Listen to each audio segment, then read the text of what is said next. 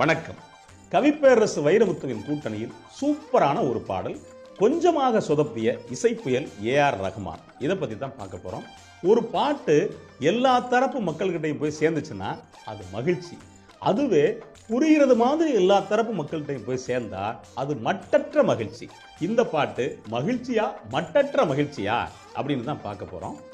ஒரு ஆண் ஒரு பெண் இடத்துல இருந்து யோசிக்கிறதே ரொம்ப சிரமம். ஏன் அப்படின்னா, கூடவே இருந்தாலும் பெண்ணுக்கான வாழ்வியல் வேற, ஆணுக்கான வாழ்வியல் வேற. அப்படி ஒரு பெண் மனநிலையிலிருந்து ஒரு ஆண் யோசிச்சா அவன் சிறந்த மனிதன் அர்த்தம், அவன் சிறந்த படைப்பாளி அப்படின்னு அர்த்தம். அந்த வகையில் கவிப்பேரரசு வைரமுத்து ஒரு பெண் மனநிலையில் பெண் இடத்திலிருந்து யோசிச்சு எழுதின ரொம்ப ஒரு அழகான பாட்டு அலைபாயுதே படம். மணிரத்னம், பி.சி. ஸ்ரீராம், இசைப்புயல் ஏஆர் ரஹ்மான், கவிப்பேரரசு வைரமுத்து கூட்டணியில் வந்த ஒரு அழகான படம். இப்போ பார்த்தா கூட இந்த படம் ரொம்ப ஃப்ரெஷ்ஷாக இருக்குன்னு சொல்லுவாங்க இல்லையா, அந்த மாதிரியான படம். இதில் மாதவன், ஷாலினி ரெண்டு பேரும் நாயகன் நாயகி. இப்போ ரெண்டு பேரும் காதலிப்பாங்க. வீட்டில் எதிர்ப்பு வரும். அப்போ என்ன செய்வாங்க அப்படின்னா, ரகசியமாக பதிவு திருமணம் பண்ணிக்கிட்டு ஓடிடாம அவங்கவுங்க வீட்டில் அவங்கவுங்க இருந்து வாழ்வாங்க. அப்போ ரெண்டு பேரும் கணவன் மனைவி தான், ஆனால் சந்திக்கிறதுக்கே ரொம்ப சுவாரஸ்யமாக இருக்குது ரெண்டு பேருக்குள்ளேயும். அப்போ தன்னுடைய கணவன் கிட்ட, அதாவது ரகசிய கணவன் கிட்ட, நீ எனக்கு என்னென்னலாம் செய்வ, நான் உனக்கு என்னென்னலாம் செய்வேன் அப்படின்னு கேட்கறது மாதிரியான பாட்டு. நீங்கள் கேட்க வர்றது என்ன பாட்டுன்னு தெரியுது.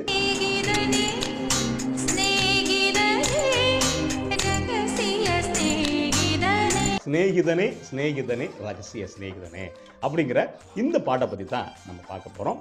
இந்த பாட்டு கவிப்பேரரசு வைரமுத்துடைய பெய்யன பெய்யும் மழை தொகுப்பில் இருக்கக்கூடிய சில குரல்களுக்கு ஒலி இல்லை அப்படிங்கிற ஒரு அழகான தலைப்பில் இருக்கக்கூடிய பாட்டில் இருந்து அந்த சாரங்களை கவிப்பேரரசு வைரமுத்து எடுத்து ஒரு சில சொற்களை அதிலிருந்து எடுத்து ரொம்ப அழகாக வித்தியாசமாக கொடுத்த ஒரு பாட்டு. சாதனா சர்க்கமுக்கு தமிழ் ரசிகர்கள் மத்தியில் பெரிய அளவுக்கு புகழை ஏற்படுத்தி கொடுத்த பாட்டு. இன்னொன்று, இந்த பாட்டு இசைப்புயல் ஏஆர் ரஹ்மான் சிந்து பைரவி ராகத்தில் ரொம்ப அழகாக பண்ணியிருப்பார். ஒன்று ரெண்டு இடத்துல அந்நிய சுரங்கள் வந்திருக்கும். இன்னொன்று, இந்த பாட்டில் எனக்கு ரொம்ப பிடிச்சது என்ன அப்படின்னா, இது பாட்டு வரும்போது கூடவே மெட்டல் கிட்டார் சிந்தசைஸ் பண்ணி பாடும்போதே சேர்த்துருப்பாரு. அது கிட்டத்தட்ட ஒரு லீட் இன்ஸ்ட்ருமெண்ட்டு, ரிதம் இன்ஸ்ட்ருமெண்ட்டாக வரும். அதுவே இந்த பாட்டுக்கு ஒரு பெரிய கொள்ளை அழகு சேர்த்துருக்கும். இன்னொன்று, சாரோடு பயன்படுத்தியிருப்பார். அதை கிட்டத்தட்ட வயலின் மாதிரியான இசைக்கருவி, அதை சிந்தசைஸ் பண்ணி உள்ளுக்குள்ளே பயன்படுத்துகிறப்போ முதல் இசைகளை ரொம்ப ரொம்ப அழகாக அந்த பாட்டு கேட்குறதுக்கு அது ஒரு இதமான பாட்டாக இருக்கும்.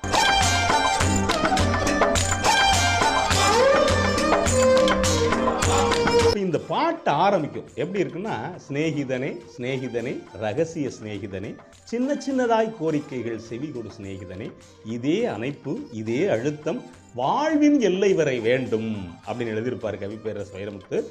முதல் வரியிலேயே இந்த படத்துக்கான மொத்த கதையை சொல்லியிருப்பார், ரகசிய சிநேகிதனே அப்படின்ட்டு. அதன் வாழ்வின் எல்லை வரை வேண்டும் அப்படின்னா, திருமணம் ஆகும்போது ஒரு சில பேர் கண்ணே மணியன்னு புகழுவான், 3 மாதம் கழிச்சு திட்டிடுவான், கண்ட மாதிரி திட்டுவான். அது அப்படி இல்லை. இன்னைக்கு என்ன மாதிரி அன்போடு இருக்கியோ இந்த அன்பு நமக்கு வாழ்க்கை முடிகிற வரைக்கும் வேண்டும் அப்படின்னு சொல்லி எழுதியிருப்பாரு. இப்போ முதல் சரணம் இருக்கு இல்லையா, இந்த முதல் சரணத்தில் என்ன போட்டிருப்பார் அப்படின்னா, நான் உங்ககிட்ட என்னென்னலாம் எதிர்பார்க்குறேன் அப்படிங்கிறத பட்டியலிட்டிருப்பார். ஒரு பெண் எதிர்பார்ப்பா, சின்ன சின்ன அத்துமீறல் புரிவாய், என் செல்களெல்லாம் பூக்கள் பூக்கச் செய்வாய், மலர்களில் மலர்வாய் அப்படின்னு போட்டிருப்பார். எனக்கு ரொம்ப நாள் எப்படி தெரிஞ்சுன்னா, என் சேலையெல்லாம் பூக்கள் பூக்க செய்வாய். ஏன் சேலையெல்லாம் பூக்கள் பூக்க செய்வார் எழுதியிருக்காரு அப்படின்னு பார்த்தா, உள்ள போய் பார்க்குறப்ப தான் என் உடலில் உள்ள செல்களையெல்லாம் பூக்கள் பூக்க செய்வாய் அப்படின்னு போட்டிருப்பாரு. எனக்கு ரொம்ப பிடிச்சவை இதில் என்னன்னா, அடுத்து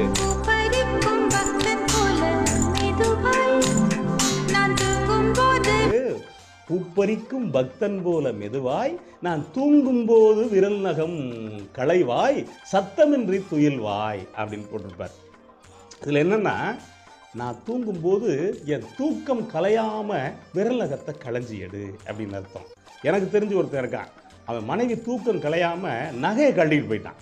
அப்படி இருக்கிறவன் இந்த நாட்டில் இருக்கிறான். அடுத்து சத்தமின்றி துயில்வாய் அப்படின்னு போட்டிருப்பாரு. இதில் தான் பல பேருக்கு வெளிநாடுகளில் விவாகரத்தே ஆகுது. சத்தமில்லாமல் நீயும் தூங்கு அப்படின்னு ரொம்ப அழகாக பண்ணியிருப்பார். இப்போ ரெண்டாவது சரணத்தில் நான் உனக்காக என்னென்னலாம் செய்வேன் அப்படின்னு பட்டியல் போட்டிருப்பாரு. சொன்னதெல்லாம் பகலினில் புரிவேன், நீ சொல்லாததும் இரவினில் புரிவேன். இதுக்கு தனியாக நோட் செய்ய வேண்டியதில்லை. அதுக்கடுத்து உந்தன் சட்டை நானும் போட்டு அலைவேன், நீ குளிக்கையில் நானும் கொஞ்சம் நனைவேன், உப்பு மூட்டை சுமப்பேன் அப்படின்னு போட்டிருப்பாரு. இந்த உந்தன் சட்டை நானும் போட்டு அலைவேன்னு எழுதினாரா?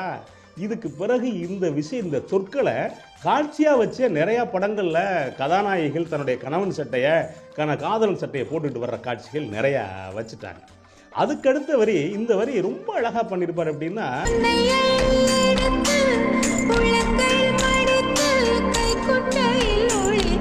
எள்ளி எடுத்து உள்ளங்கையில் மடித்து கைக்குட்டையில் ஒளித்துக் கொள்வேன், வெளிவரும்போது விடுதலை செய்து வேண்டும் வரம் வாங்கிக் கொள்வேன் அப்படின்னு எழுதிப்பாரு. அது எப்படி ஒரு பெண்ணு ஒரு ஆணை எடுத்து கைக்குட்டையில் மடித்து ஒழிச்சிக்க முடியும் அப்படின்னா, இதுக்கு நம்முடைய முன்னோர்கள் சொல்லியிருப்பாங்க. ஒரு பொண்ணு திருமணம் ஆகி தன்னுடைய வீட்டுக்கு புகுந்த வீட்டுக்கு போகுது இல்லையா, அப்போ அவங்க அம்மா சொல்லுவாங்க, ஏய் உன் புருஷனை முந்தானையில் முடிஞ்சுக்கடி அப்படின்னு. அப்போ அவ்வளோ பெரிய ஆளை முந்தானையில் முடிஞ்சுக்க முடியுமா, இல்லை அவனை சின்னதாக்குறதா, இல்லை முந்தானை பெருசாக்குறதா அப்படின்னா, தன்னுடைய கணவனை தன்னுடையவனாக ஆக்கி கொள்ளக்கூடிய ஏற்பாடை தாய் சொல்லுவாள். இதைத்தான் அதை கவிப்பரசு வந்து கூடுதலாக போய் சொல்லியிருப்பாரு.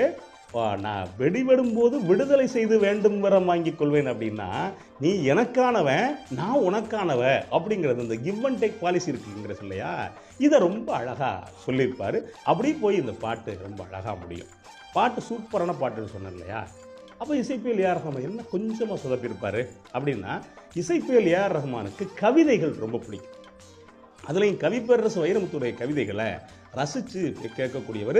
அந்த கவிதைகளை பாடலில் வச்சா நல்லா இருக்கும் அப்படின்னு நினச்சி தான் இதுக்குள்ள 2வது இடைச்செல்லையும் ஆரம்பத்திலையும் ஒரு வரிகள் வரும். இந்த வரி என்ன அப்படின்னா, இதுவே கவிப்பேரரசு வைரமுத்துடைய பெய்யன பெய்யும் மழையில் வரக்கூடிய மெய்ப்பொருள் அப்படிங்கிற தலைப்பில் வரக்கூடிய ஒரு அழகான கவிதை. அது எப்படி இருக்குது அப்படின்னா, நேற்று முன்னிரவில் உன் நெத்தில பூமடியில் காற்று நுழைவது போல் உயிர் கலந்து கழித்திருந்தேன், இன்று பின்னிரவில் அந்த ஈர நினைவுகளில் கன்று தவிப்பது போல் மனம் கலங்கி புலம்புகிறேன், கூந்தல் நெளிவுகளில் எழில்கோல சரிவுகளில் காந்த அசைவுகளில் என் கர்வம் அழிந்ததடி அப்படின்னு வரிசையா போய் இந்த பாட்டு முடியும்.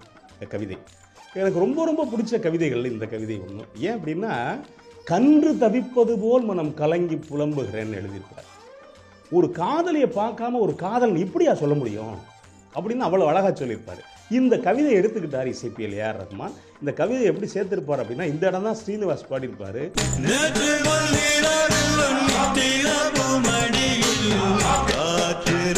முன்னேறவில் உன்னெத்தில பூமடியில் அப்படிங்கிற நமக்கு ஐயோ இதையும் தொலைஞ்சு போயிருமாப்பா அப்படிங்கிற மாதிரியான அந்த இடத்த புரியாத அளவுக்கு பண்ணியிருப்பார். இது எப்படி அப்படின்னா, ஒரு அழகான கவிதை எடுத்துக்கிட்டு புரியாத இடத்துல பண்ணுறது. இது ஊருக்குள்ள என்ன சொல்லுவாங்கன்னா, கைக்கு எட்டினது வாய்க்கு எட்டலை அப்படின்னு, போய் சேர்ந்துருச்சு ஆனால் சேரலை அப்படிங்கிறது மாதிரி இந்த கவிதையை கொண்டு போயிருப்பார்.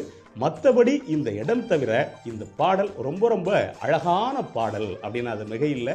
இந்த பாட்டு எல்லாருக்கிட்டையும் போய் சேர்ந்துருச்சு அப்படிங்கிறதுக்கு ஒரு பெரிய உதாரணம் என்னென்னா, ஒரு படத்தில் கோவை சரலா அந்த பாட்டை வச்சுருப்பாங்க, ஸ்நேகிதோனை ரகசிய ஸ்நேகிதோனை அப்படின்னு வச்சுருப்பாங்க. அதுக்கு பிறகு இதே வடிவத்தில் நிறையா பாடல்கள் எழுதியிருப்பாங்க. அதில் தாமரை எழுதியிருப்பாங்க, ஒன்றா ரெண்டா ஆசைகள் எல்லாம் பேசவே அப்படிங்கிற இந்த பாட்டு. அதுக்கடுத்து நிறையா பாடல்கள் வந்துச்சுன்னு வச்சுக்கோங்களேன். அந்த வகையில் இந்த பாடல் மிக மிக பிரபலமாக எல்லா மக்களிடமும் போய் சேர்ந்த சிநேகிதனே சிநேகிதனே ரகசிய சிநேகிதனே பாடலை பற்றி பேசியமைக்கு மகிழ்கிறேன். மீண்டும் வேறொரு தலைப்பில் சந்திக்கிறேன். நன்றி, வணக்கம்.